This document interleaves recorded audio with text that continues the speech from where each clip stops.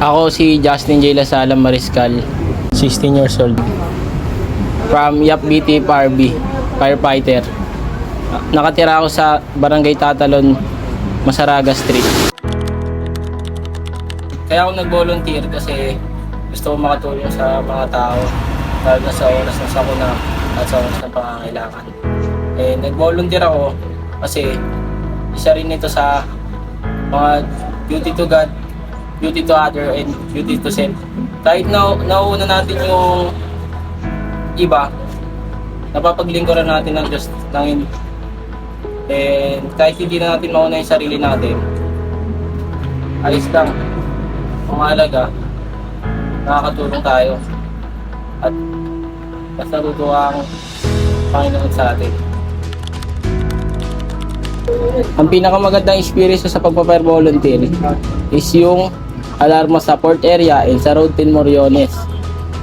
Dahil doon, natuto ako ng body system, crowd control, and communication.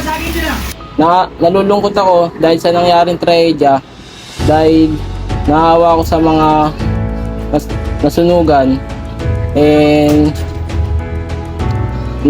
dahil sa umiiyak, nahihimatay, mga ganun.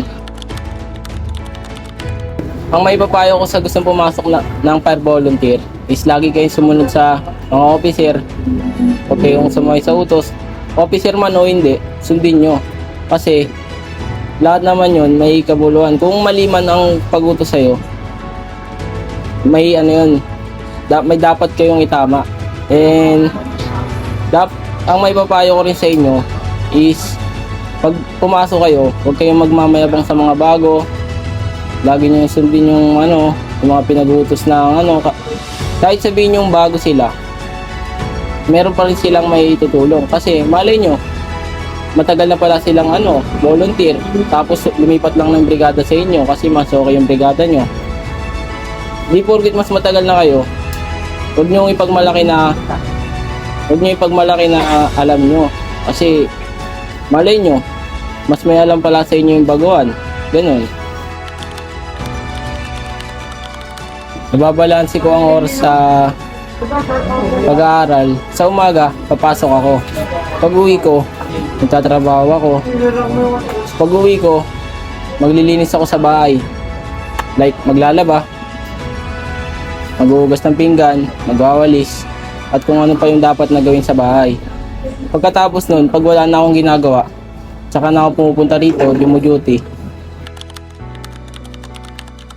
Naging reaksyon ng pamilya ko is, una, kinakabahan kasi delikado.